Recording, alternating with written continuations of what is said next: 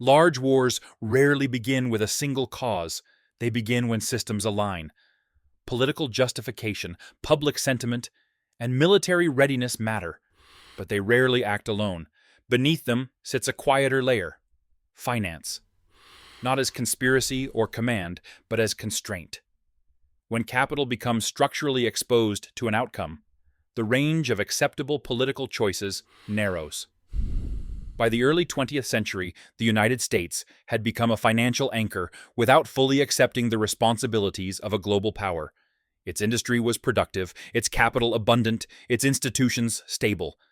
Yet its political posture remained formally detached from overseas conflict.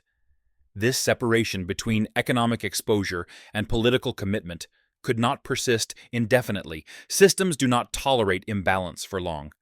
As war spread across Europe, the cost of sustaining it exceeded domestic capacity. Industrial warfare consumed resources at a scale that peacetime finance could not support. Nations turned outward, not for ideology, but for liquidity. Credit replaced taxation. Loans replaced reserves. Neutral capital markets became critical infrastructure for belligerent survival. American banks did not invent this demand. They responded to it. Large-scale lending emerged because it was structurally rational. Returns were high, repayment appeared secure, and neutrality reduced immediate risk. Capital flowed across the Atlantic not to provoke war, but to maintain circulation where domestic systems were collapsing under strain. Yet lending at this scale altered incentives. Once exposure reached a certain threshold, neutrality became fragile. Financial systems are designed to protect continuity. When repayment depends on the survival of one side, outcomes cease to be abstract. This is not coercion. It is alignment. The system begins to prefer stability over detachment. As loans accumulated, so did dependency. War economies reorganized around foreign credit. Supply chains adjusted. Production schedules assumed continued financing. Default was no longer a financial event. It was a geopolitical shock. At that point, the question was no longer whether to remain neutral, but what neutrality would cost. Midway through this analysis, pause briefly. If this structural approach to history helps clarify how decisions are constrained rather than chosen freely, consider subscribing and leaving a comment. Not as endorsement, but as recognition that systems deserve as much attention as events. Public narratives focused on incidents and messages. These mattered, but they operated within an already tightened corridor of choice. When a financial system is deeply entangled in an external outcome, disengagement becomes disruptive. The cost of reversal exceeds the cost of commitment. This is how finance reshapes policy without issuing orders. Gold flows during the conflict further reinforced this dynamic. As payments arrived, reserves grew. The domestic financial position strengthened relative to exhausted counterparts.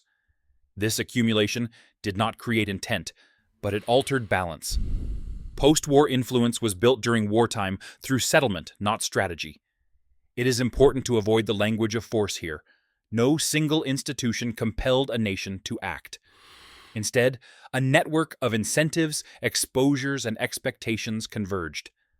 The system evolved to absorb risk by extending it outward. Political decisions followed the path of least systemic disruption. This first section establishes the framework. War did not begin because bankers desired it. It continued because finance had become integral to its endurance. Once money functions as infrastructure, neutrality is not a position. It is a temporary condition. As exposure deepened, the structure of finance began to shape the structure of policy. Lending at wartime scale does not remain passive. It reorganizes priorities. Once capital is committed, time horizons compress. Decisions that once belonged to the future are pulled into the present. Risk that was theoretical becomes operational. The American financial system did not merely provide funds. It coordinated flows. Credit was extended not only to governments, but to suppliers, insurers, and transport networks. This created an interlocking web of obligations. Repayment depended on uninterrupted production, secure shipping lanes, and eventual victory. Peace without settlement became financially ambiguous. Stability now required resolution. At this stage, neutrality transformed from a legal status into a financial liability. Continued detachment increased the probability of loss without offering compensating gain. The system faced a choice between unmanaged exposure and managed involvement. This was not a moral dilemma. It was a balance sheet problem. Investigations conducted after the war would later observe this alignment. They did not claim that war was caused by finance alone. They noted that profit and policy had become structurally entangled. When financial institutions benefit disproportionately from certain outcomes, influence follows naturally, not through command, but through dependency. The concept, often summarized as war as business, is frequently misunderstood. It does not imply orchestration. It describes persistence. Once war economies form, they generate their own logic. Employment, production, credit, and political capital become synchronized. Ending the conflict requires absorbing losses that systems are designed to avoid. Gold movements during this period illustrate the shift. As reserves flowed toward the United States, global monetary gravity adjusted. Creditor status replaced debtor status. This did not result from conquest, but from settlement. War redistributed not only territory, but financial authority. The domestic economy adapted quickly. Financial markets expanded. Industrial output scaled. The line between civilian production and military supply blurred. None of this required public enthusiasm. It required administrative coordination. Finance enabled continuity when popular consent was incomplete or divided. Political narratives caught up later. Public justification followed structural necessity. This sequence matters. Systems move first. Language follows. By the time formal entry occurred, reversal would have meant accepting widespread default, industrial contraction, and reputational damage. The cost of non-intervention had risen beyond tolerance. This dynamic reveals a broader pattern. Modern states rarely enter large conflicts solely because of ideology. They enter when withdrawal threatens systemic stability. Finance does not start wars. It makes disengagement expensive. The aftermath confirmed the transformation. Financial centers gained influence disproportionate to their military contribution. Currencies realigned. Trade patterns adjusted. Institutions created during the conflict persisted beyond it. Temporary measures became permanent architecture. This section does not argue inevitability. It clarifies momentum. Once capital commits at scale, politics adjusts to protect circulation. Power follows endurance, not intent. The system does not require agreement. It requires continuity. What emerged was a new role for finance in global affairs, not as advisor, but as anchor. Decisions now carried implications measured in decades rather than elections. The war accelerated a shift already underway, from territorial power to financial centrality. The cost of this shift was not immediately visible. It appeared later in imbalances, dependencies, and recurring interventions. History records these outcomes not as anomalies, but as extensions of structure. In the years that followed, the consequences of this alignment became clearer than the decisions that produced it. War had ended, but the financial architecture it accelerated did not recede. Temporary mechanisms hardened into permanent arrangements. Credit networks expanded. Financial influence outlasted military mobilization. The system adjusted, then normalized. The most important shift was not territorial or diplomatic. It was institutional. Financial markets emerged from the conflict with expanded authority to shape outcomes beyond borders. Lending practices, refined during wartime, became tools of peacetime leverage. Settlement schedules, debt servicing, and currency stabilization replaced armies as instruments of influence. Power moved quietly, through continuity rather than force. This did not require intent. It required memory. Institutions remember exposure. They adapt to avoid it in the future. Once large-scale lending had demonstrated its ability to pull states into alignment, finance became embedded in strategic calculation. Political leaders did not need to be persuaded. They inherited constraints already in place. Public debate often searched for singular causes, messages intercepted, ships sunk, speeches delivered. These explanations satisfied narrative demand, but they obscured structural reality.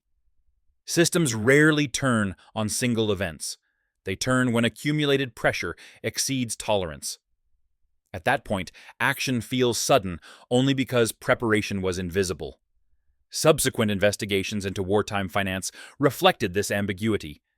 They identified patterns of profit and influence without assigning centralized blame. The findings unsettled because they revealed no villains, only alignment. War had become compatible with financial continuity, and that compatibility carried consequences. One consequence was precedent.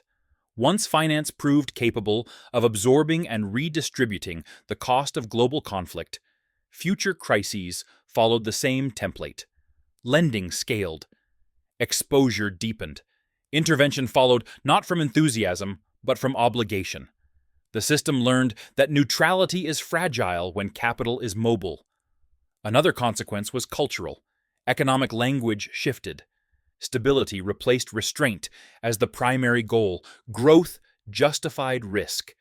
Risk justified intervention. Over time, the logic inverted. Conflict became a variable to be managed rather than a condition to be avoided. This did not mean war was desired. It meant it was financeable.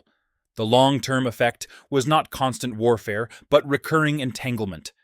Financial systems designed for endurance began to shape foreign policy by defining what outcomes were affordable. When disengagement threatened systemic loss, engagement followed. The mechanism was impersonal. Its impact was not. This pattern persists because it works. Systems that can absorb cost survive. Those that cannot are replaced. Finance, by spreading loss across time and population, enables continuity when direct consent weakens. This is its function. It does not require approval. It requires compliance. History does not suggest that this outcome was inevitable. It suggests it was coherent. Money, once infrastructural, reshapes choice by redefining consequence. Power follows endurance, not intention. The structures built to survive crisis rarely dismantle themselves afterward. Understanding this does not assign guilt. It assigns context. Wars are not only fought on battlefields. They are sustained in ledgers, contracts, and settlements. By the time decisions reach public view, the system has already moved. History explains the present without blaming it. History has the answers. I'll show you where to look. You can change this.